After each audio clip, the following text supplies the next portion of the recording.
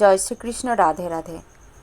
মহারাজজির কথা অনুযায়ী আমি বলি, যখন শুধু শুধু কেউ কিছু বলছে, তার মানে এর পিছনে নিশ্চয়ই ভালো কিছু আছে।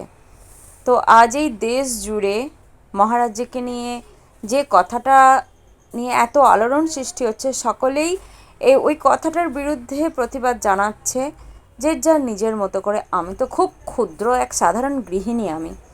আমি তাদের তো কোনোভাবেই কোনো যোগ্যতাই আমার নেই। তবু আমার সেই ক্ষুদ্র জায়গায়, যেখানে আমি মহারাজজিকে একটা বিশেষ স্থানে বসিয়েছি, সেই জায়গা থেকে আমি বলছি, মহারাজজি নিয়ে এরকম বলা হচ্ছে মানে, আর বলছেন কে না, একটা বিশেষ পর্যায়ের ব্যক্তি। ওনার তুলনাও সত্যি অসম্ভব। তিনিও অতুলনীয় এক মহাপুরুষ। তারও জ্ঞান বা বিদ্যার কোনো পরিসীমা নেই। তো তিনি যখন এত কিছু জেনেও ওই কথাটি বলছেন, তার মানে নিশ্চয়ই এর পিছনে ভগবানের কোনো না কোনো ইশারা কাজ করছে।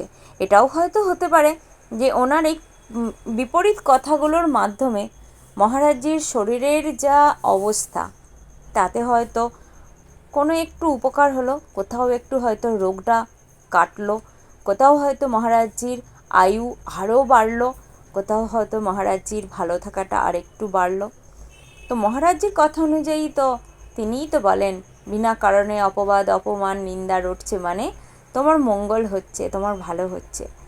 তো যাই হোক, মহারাজজির ভালোই হোক, সকলের ভালো হোক, সকলের মঙ্গল হোক। আর যিনি আমাদের মঙ্গল করার চেষ্টা করছেন, যিনি আমাদের হাত ধরে এই পাঁক থেকে তুলছেন, তার তো রক্ষা করছেন স্বয়ং রাধারানী।